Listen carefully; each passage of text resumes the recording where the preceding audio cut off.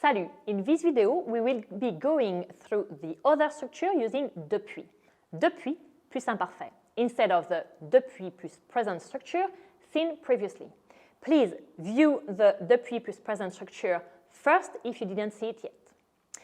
We have established in the previous lesson that depuis can be translated into since or for in English and are used in sentences to express an action that began in the past, such as Marie has been living in Paris for 8 years, where the action is still going on as we speak, and for this reason, we will use in French the special structure depuis plus présent. But since or for, still meaning depuis, could also be used in a sentence to express an action which started in the past but that has been interrupted in the past by another action, such as the example illustrated in your downloadable document. Mary had been living in Paris for 2 years when I spoke to her last month. Where you use two past tenses again, but what I call the past of the past or pluperfect in your first part of the sentence, which includes for, and then the perfect tense in the second part of your sentence when you've got the quand.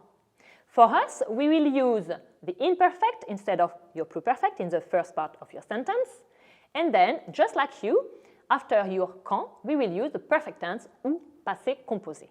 This will give us the translation Marie habitait à Paris depuis 2 ans. Habitait being the imperfect, and then you've got quand je lui ai parlé le mois dernier. Ai parlé is passé composé. So, Marie habitait à Paris depuis 2 ans. Quand je lui ai parlé le mois dernier. And you've got your two tenses, imparfait in the first part, passé composé in the second part.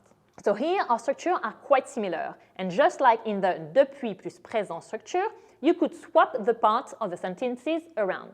There is no right or wrong way to do it. Marie habitait à Paris depuis 2 ans quand je lui ai parlé le mois dernier. Or, you could say, quand je lui ai parlé le mois dernier, Marie habitait à Paris depuis 2 ans. The question to such an answer will then be, how long had Marie been living in Paris when I spoke to her?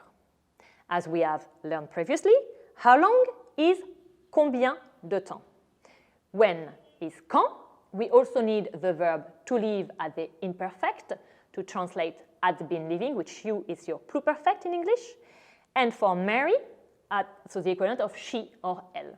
So habiter will be habitait for elle habitait, she lived. And then we finally need I spoke to her, which we have seen previously, je lui ai parlé. So altogether, our French question is, depuis combien de temps Marie habitait-elle à Paris quand je lui ai parlé? Et voilà.